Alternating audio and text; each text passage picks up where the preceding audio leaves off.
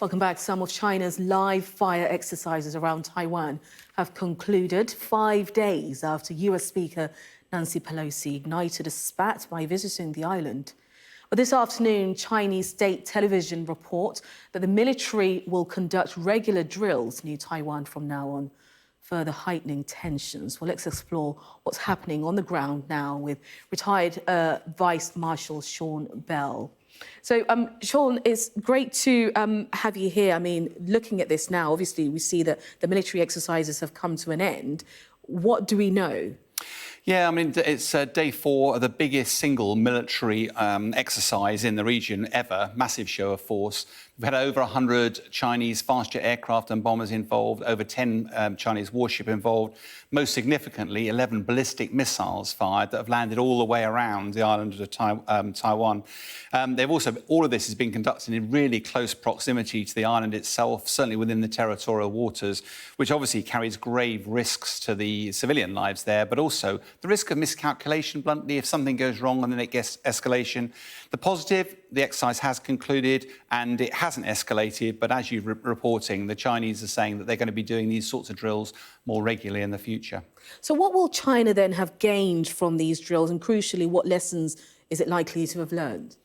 Well, I think the main lesson is that China will have plans, military plans on the shelf for taking Taiwan, and they will have undoubtedly experimented with some of those elements to train their forces and also to see how they can train in the joint environment, air, land and maritime, complicated environment training together.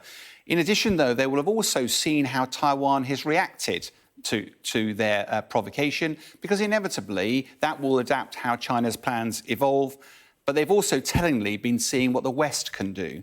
And most of the West has really not been involved in this at all. And what that shows is that there is no real effective military defence for Taiwan against the massive military might of China. The only other option, of course, is that they look to international help for their...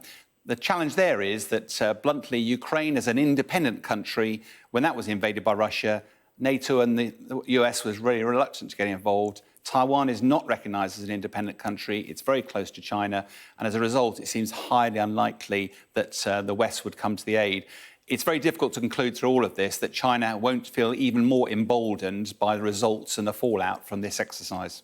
So that's very crucial there, actually, what you've just said, because if the West is unwilling to intervene militarily, at least that is it likely then that Taiwan will be invaded? Well, I think the military prognosis, if it was a purely military question, the answer is it looks pretty bleak.